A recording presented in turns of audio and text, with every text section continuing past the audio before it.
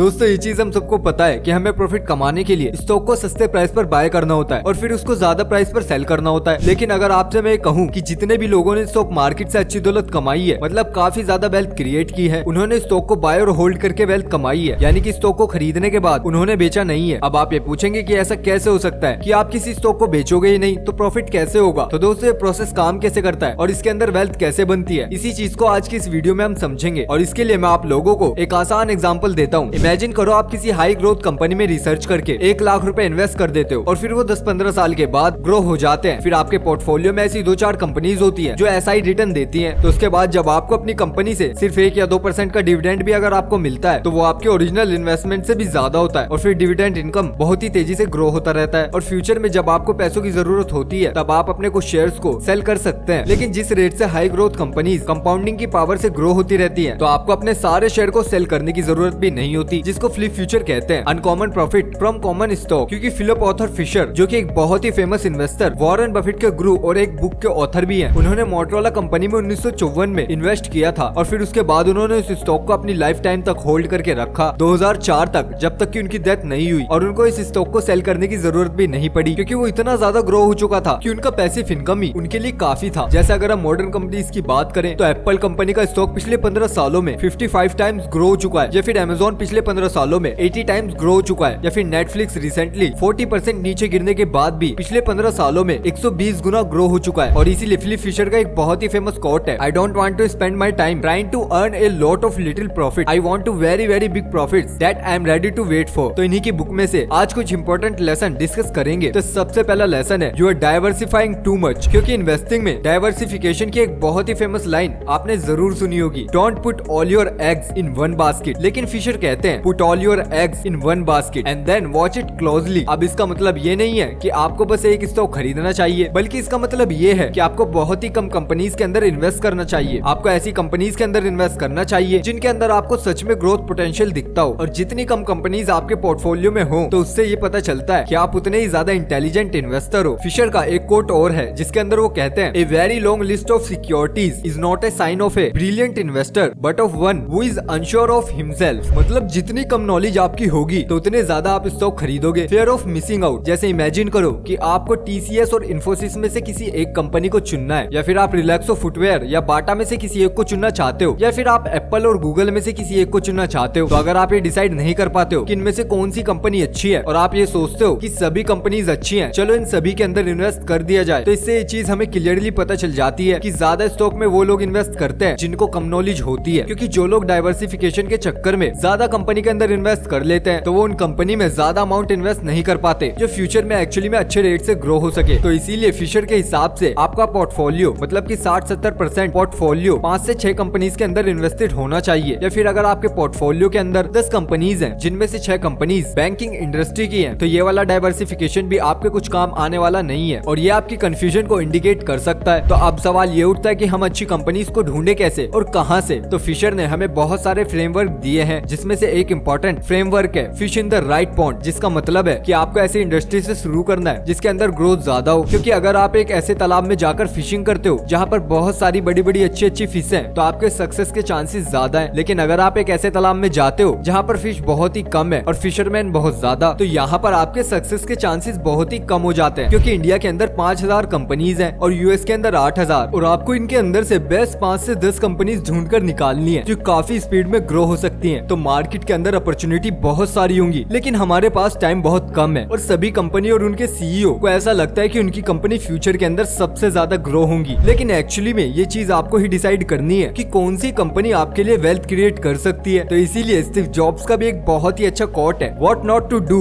Is as important as what to do. तो इसीलिए आपको काफी स्पीड में एलिमिनेशन करना है उन स्टॉक्स का जो स्लो ग्रोइंग सेक्टर्स में हो या फ्यूचर में जिनके अंदर ग्रोथ डिक्लाइन हो सकती है, फिर भले ही वो कंपनी शॉर्ट टर्म के अंदर कितना ही अच्छा प्रॉफिट दे, जैसे इंफ्रास्ट्रक्चर, स्टील, कॉल, ऐसा सेक्टर। और फिर जब आप किसी एक सेक्टर की कंपनी को पिक करते हो या फिर आपको उसके बारे में कहीं से पता चलता है तो आपको उसके 4-5 कॉम्पिटिटर की एनुअल रिपोर्ट को रीड करना चाहिए, मैनेजर का इंटरव्यू देखने चाहिए कि वो उस कंपनी के बारे में क्या सोचते हैं। क्योंकि काफी बार ऐसा होता है कि कंपनी अपने कॉम्पिटिटर की तारीफ करती है कि वो बहुत ही अच्छे काम करते हैं, वो फ्यूचर में काफी ग्रो हो सकते हैं। इसके बाद नेक्स्ट लेसन है focus on fact not on tone. मतलब जब आप किसी कंपनी के बारे में सुनते हैं या उसको स्टडी करते हो तो आपको उसके फैक्ट पर फोकस करना चाहिए, ना कि उसकी स्टोरी पर, क्योंकि ज्यादातर बुरी कंपनीज एनुअल रिपोर्ट में ऐसे कलर वेडिंग और फॉर्मेट्स को यूज करती है कि उसको पढ़ने वाले इन्वेस्टर के दिमाग में स्पेशल इमेज बना दे, जिससे काफी बार इन्वेस्टर कंपनी से इमोशनली अटैच हो जाते हैं। अब आप लोगों को मैं फैक्ट और स्टोरीज का एक सिंपल एग्जांपल देता हूँ। जो कंपनी एक्चुअली में एक हाई ग्रोइंग सेक्टर में है, वो अच्छा काम कर रही है, वो अपने इन्वेस्टर से कुछ ऐसा कहेगी कि हमारा प्रॉफिट पिछले 5 सालों में 25% के कंपाउंड रेट से ग्रो हुआ है और ओवरऑल पूरी इंडस्ट्री में बाकी कंपनीज का प्रॉफिट 22% के रेट से इंक्रीज हुआ है और आने वाले 5-6 सालों में भी आपको सेम ग्रोथ देखने को मिल सकती है। ब्लूमबर्ग की एक रिपोर्ट के हिसाब से हमारे सेक्टर की ग्रोथ प्रोडक्शन 25% की है और हम इस सेक्टर में मार्केट लीडर है। हम पूरी कोशिश करेंगे अपनी पोजीशन को और इंक्रीज करने की, लेकिन जो कंपनी स्टोरीज बनाती है वो इस तरह कहेंगी कि हमारा लॉस इस साल सिर्फ 10% का है और पिछले साल ये 25% का था और इंडिया एक यंग और डेवलपिंग इकोनॉमी है। पूरी दुनिया के इन्वेस्टर्स की हम पर नजर है और 40 साल पहले हमारा जीडीपी सिर्फ 20,000 करोड़ US$ का था और अभी ये 2.8 लाख करोड़ का हो गया है। तो हम इंडियन पास्ट में काफी मेहनत करके ग्रो हुए हैं और फ्यूचर में भी करते रहेंगे और हम एक प्राउड इंडियन कंपनी है, एक्सेट्रा एक्सेट्रा। हमारा मार्केट साइज फिलहाल 20,000 करोड़ का है। अगर हम इसका एक छोटा सा हिस्सा ले लें तो हमारा प्रॉफिट 30% के रेट से ग्रो हो सकता है। पहले हम सिर्फ रिचार्ज की सर्विस प्रोवाइड करते थे, अब हमने एक ऑनलाइन मॉल भी स्टार्ट किया है और फिर हमने पेमेंट सिस्टम स्टार्ट किया और फिर हमने स्टॉक ब्रोकरेज और म्यूचुअल फंड में भी एंटर किया और फ्यूचर के अंदर भी हम कई और सेक्टर्स में एंटर कर सकते हैं। लेकिन दोस्तों, आप लोगों को वो ये चीज नहीं बताएंगे कि इस बिजनेस में उनको कुछ खास प्रॉफिट नहीं मिला और उनके पास कोई भी कॉम्पिटिटिव स्ट्रेटेजी नहीं है उनके बिजनेस को ग्रो करने के लिए और उसके अंदर लीडर बनने के लिए। तो यहाँ पर वो कंपनी बता रही है कि वो क्या क्या कर सकती है, लेकिन अभी तक उन्होंने कुछ अचीव नहीं किया है। तो आपको भी ऐसी स्टोरी सुनकर या सोशल मीडिया की हाइप से किसी भी कंपनी में इन्वेस्ट नहीं करना चाहिए, क्योंकि स्टोरी में कंपनी की वैल्यू नहीं बढ़ती, उससे बस टेम्परेरी स्टॉक का प्राइस बढ़ता है जो बहुत ही जल्द नीचे आता है। एक्चुअल वेल्थ क्रिएशन कंपनी की कंसिस्टेंट प्रॉफिट और कैश फ्लो की ग्रोथ से होती है। फिर इसके बाद नेक्स्ट लेसन है स्कटलबट मेथड। अब इसका मतलब है कि आपको बहुत सारी जगह से, बहुत सारे लोगों से स्टॉक के आइडियाज और इन्फॉर्मेशन मिल सकती है कि आपको कौन सी कंपनी में इन्वेस्ट करना चाहिए, लेकिन ये लोग वो होने चाहिए जो कंपनी से डायरेक्ट रिलेटेड हो, जैसे कस्टमर्स, एम्प्लॉइज, कॉम्पिटिटर्स। जैसे अगर आप पार्टी में जाते हो और किसी पुराने फ्रेंड से मिलते हो जो TCS में जॉब करता है, तो आप उससे उसकी कंपनी का कल्चर पूछ सकते हो कि वो कंपनी उन्हें कैसे ट्रीट करती है या फ्यूचर में कितना ग्रो हो सकती है, एक्सेट्रा एक्सेट्रा। या आप उनसे ये पूछ सकते हो कि वो एप्पल वॉच ही क्यों यूज करते हैं, बाकी दूसरी वॉच के मुकाबले उसके अंदर क्या खास है, आप उनसे पूछ सकते हो। जैसे वॉरेन बफेट ने 2016 में एप्पल कंपनी में जब इन्वेस्ट किया था तो उनको स्टॉक के बारे में किसी एनालिसिस नया एम्प्लॉइज ने नहीं बताया था कि ये एक अच्छा स्टॉक है, इसके अंदर इन्वेस्ट करना चाहिए, बल्कि उन्होंने खुद लोगों के पास देखा कि सबके पास आईफोन, मैक और एप्पल के दूसरे गैजेट्स मौजूद है और फिर उनसे सवाल पूछकर उन्हें पता लगा कि ये कंपनी अच्छी हो सकती है और फिर उन्हीं लोगों की बातों से उन्हें एप्पल के इकोसिस्टम मॉड के बारे में पता चला कि क्यों वो लोग बार बार एप्पल की चीजें लेते रहते हैं। या फिर वॉरेन बफेट गूगल कंपनी को एक मिस्ड इन्वेस्टमेंट अपॉर्चुनिटी कहते हैं। वो कहते हैं कि उन्होंने एक बहुत बड़ी गलती करी इसके अंदर इन्वेस्ट ना करके, क्योंकि उनको इस कंपनी के बारे में पहले पता चल गया था कि ये कितनी यूजफुल सर्विस प्रोवाइड करती है। क्योंकि जब भी इसके एम्प्लॉइज और मैनेजर्स इंटरनेट एडवर्टाइजिंग और मार्केटिंग की बात करते थे तो हमेशा गूगल, सर्च इंजन ऑप्टिमेशन और ऐसी चीजों की बातें करते थे, लेकिन उन्होंने कभी इतना ध्यान दिया नहीं कि इसके पीछे गूगल का कितना बड़ा रोल है। तो इसीलिए आपको भी इन्वेस्टमेंट आइडियाज ढूंढने के लिए किसी स्टॉक मार्केट के ग्रुप या बहुत सारे सोशल मीडिया पर लोगों को फॉलो करने की जरूरत नहीं है। आप अपने आसपास देख सकते हो कि लोग कौन सी कंपनी के प्रोडक्ट बार बार यूज कर रहे हैं, कौन से प्रोडक्ट के बारे में लोग बात कर रहे हैं, ना कि स्टॉक के बारे में, और इस प्रोडक्ट के फ्यूचर के बारे में लोग क्या सोचते हैं, एक्सेट्रा एक्सेट्रा। तो इसीलिए अगर आपको ऐसी यूएस कंपनीज के अंदर इन्वेस्ट करना है तो आप वेस्टेज के मोबाइल ऐप से इन्वेस्ट कर सकते हो, जहां से यूएस इन्वेस्टिंग का प्रोसेस काफी हल्का हो जाता है, क्योंकि पहले प्रोसेस काफी डिफिकल्ट और एक्सपेंसिव था। बैंक यूजुअली इंडिया से यूएस फंड ट्रांसफर करने की 1500 रुपए की फीस चार्ज करता था, लेकिन वेस्टेज डायरेक्ट से अब बहुत ही आसानी से यूपीआई के जरिए बिना किसी फीस के आप ये काम कर सकते हो। और इसके साथ में बैंक से आपको 2.5% तक की करेंसी एक्सचेंज फीस चार्ज करनी होती है, लेकिन वेस्टेज के थ्रू आपकी करेंसी 1.2% के फिक्स रेट से एक्सचेंज होती है, जो मार्केट में सबसे लोएस्ट है। और इसके बाद दूसरी प्रॉब्लम लोगों को टैक्स फाइलिंग की होती है, क्योंकि इंडिया की टैक्स फाइलिंग में बहुत लोगों को प्रॉब्लम होती है। लेकिन दोस्तों, अच्छी बात यह है कि इंडिया और यूएस में अवॉइडेंस एग्रीमेंट साइन किया है ताकि आप सिर्फ एक ही बार टैक्स पे करो। और इसकी बेस्ट चीज ये है कि वेस्टेड आपको डिटेल बनाकर देगा